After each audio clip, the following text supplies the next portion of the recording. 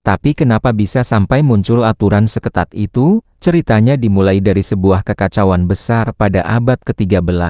Waktu itu, tahun 1268, Paus Clemens keempat wafat. Seperti biasa, para kardinal berkumpul untuk memilih paus baru.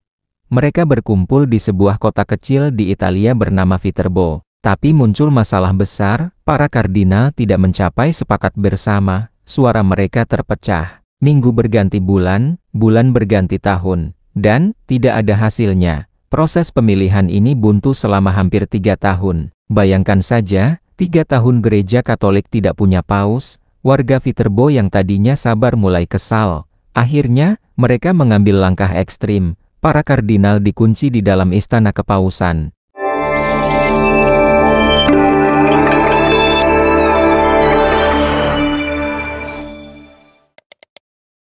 Halo sahabat Katolik terkini, pernahkah kalian bertanya, kenapa para kardinal gereja Katolik harus dikunci di dalam Kapel Sistina setiap kali memilih paus baru? Apa mereka tidak boleh keluar sama sekali? Tidak boleh buka media sosial? Gimana kalau mereka lapar? Dalam video ini, kita akan membongkar cerita menarik di balik salah satu tradisi paling misterius dalam gereja Katolik, yaitu konklav. Untuk itu, kami mengajak sahabat Katolik terkini agar mengikuti ulasan kami sampai akhir. Nah, kita mulai dari apa yang dimaksudkan dengan konklav.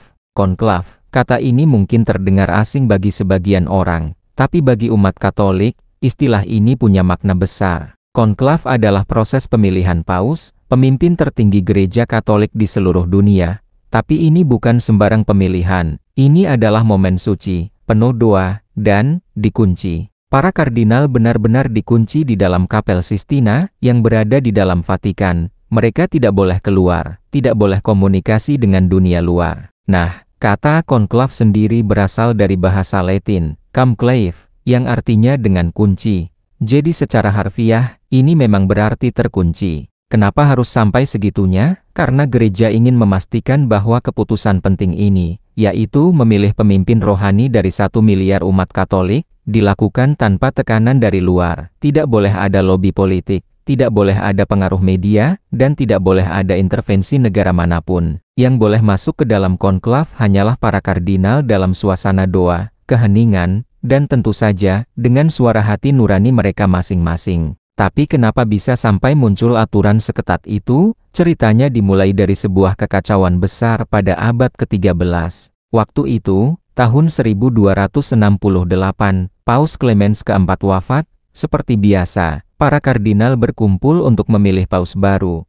Mereka berkumpul di sebuah kota kecil di Italia bernama Viterbo. Tapi muncul masalah besar, para kardinal tidak mencapai sepakat bersama, suara mereka terpecah. Minggu berganti bulan, bulan berganti tahun, dan tidak ada hasilnya. Proses pemilihan ini buntu selama hampir 3 tahun. Bayangkan saja, 3 tahun gereja Katolik tidak punya paus. Warga Viterbo yang tadinya sabar mulai kesal. Akhirnya, mereka mengambil langkah ekstrim. Para kardinal dikunci di dalam istana kepausan. Bukan cuma itu, makanan mewah mereka dipotong, dan atap bangunan tempat mereka berkumpul bahkan dicopot.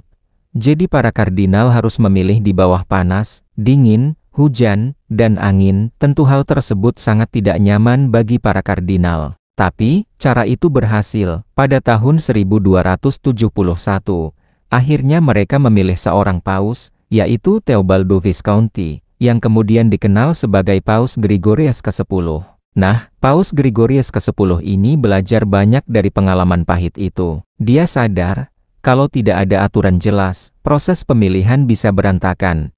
Makanya, saat Konsili Laien kedua tahun 1274, dia mengeluarkan dekret berjudul Ubi Periculum, yang artinya di mana ada bahaya. Isi dekret ini, aturan resmi pertama tentang konklav. Sejak saat itu, pemilihan paus harus dilakukan dalam ruang tertutup. Para kardinal tidak boleh keluar sampai paus terpilih. Komunikasi dengan orang luar dilarang, dan kalau pemilihan berlarut-larut, kondisi hidup mereka akan dikurangi bertahap. Misalnya, awalnya makanan disajikan seperti biasa. Tapi kalau belum ada hasil dalam beberapa hari, makanannya jadi lebih sederhana. Kalau masih belum selesai juga, ya, makin irit lagi. Tujuannya, supaya para kardinal fokus, biar mereka benar-benar merenung dan berdoa, bukan sibuk debat kusir atau cari pengaruh dari manapun. Tapi tenang, sekarang situasinya sudah jauh lebih manusiawi. Memang para kardinal tetap dikarantina di dalam Vatikan, tepatnya di Kapel Sistina, tapi mereka tinggal di sebuah wisma modern bernama Domus Sancta Massa. Setiap hari mereka akan berjalan ke Kapel Sistina untuk mengikuti sesi pemungutan suara. Sama sekali tidak menggunakan media sosial, telepon, email, radio, semua dilarang. Mereka benar-benar hidup dalam keheningan. Di dalam Kapel Sistina, mereka duduk di bawah lukisan megah karya Michelangelo, gambar hari penghakiman. Lukisan itu jadi pengingat kuat bahwa mereka sedang membuat keputusan serius, bukan sekadar pemilu biasa. Pemungutan suara dilakukan dengan sangat rapi. Setiap kardinal menulis nama kandidat pilihannya di selembar kertas, lalu melipatnya dan meletakkannya dalam sebuah wadah khusus. Kalau hasilnya belum memenuhi 2/3 suara, proses diulang. Biasanya ada 2 sesi pemungutan suara pagi dan 2 lagi sore hari. Dan yang menarik, setelah setiap sesi, surat suara dibakar. Jika belum ada paus terpilih, maka dari cerobong Kapel Sistina akan keluar asap hitam. Tapi kalau akhirnya seorang paus terpilih, asap putih akan terlihat membumbung ke langit. Saat itulah dunia tahu, habemus papam, yang artinya kita punya paus. Tapi sebenarnya, konklav bukan cuma tentang memilih pemimpin, ini tentang memilih seseorang yang bisa menjaga kesatuan gereja di dunia yang makin kompleks. Seperti tertulis dalam Katekismus Gereja Katolik, nomor 882, paus adalah sumber dan dasar yang tetap dan tampak dari kesatuan para uskup maupun seluruh umat beriman. Jadi, pemilihan ini menyangkut lebih dari sekadar siapa yang paling populer, paling senior, atau paling pintar. Ini tentang siapa yang mampu memimpin gereja dengan kasih, kebijaksanaan, dan kesetiaan. Maka tak heran, konklav dilakukan dalam keheningan, dalam dunia yang penuh suara, polling, debat, komentar media sosial. Konklav justru memilih diam. Diam bukan berarti pasif.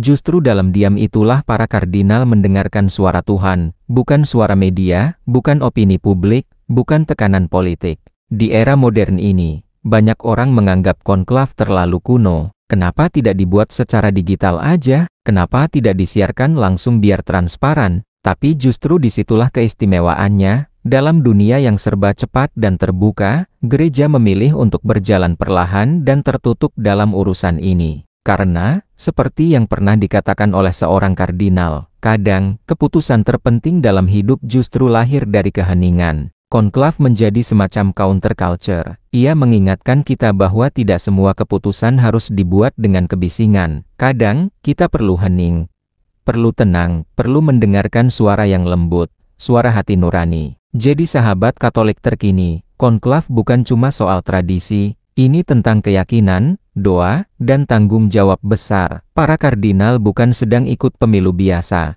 Mereka sedang memilih pemimpin rohani bagi umat Katolik di seluruh dunia. Dan walau dunia berubah cepat, konklav tetap menjadi saksi bahwa beberapa hal suci masih dipertahankan, bukan karena takut perubahan, tapi karena nilai spiritualnya tak lekang oleh waktu. Sekarang kalian tahu, kenapa para kardinal dikunci saat memilih paus. Terima kasih sudah mengikuti ulasan kami sampai akhir. Kalau sahabat Katolik terkini suka video ini, jangan lupa like, komen, dan subscribe supaya sahabat Katolik terkini tidak ketinggalan dengan konten-konten lain yang akan kami bagikan. Sampai jumpa di video berikutnya, semoga Tuhan memberkati kita semua.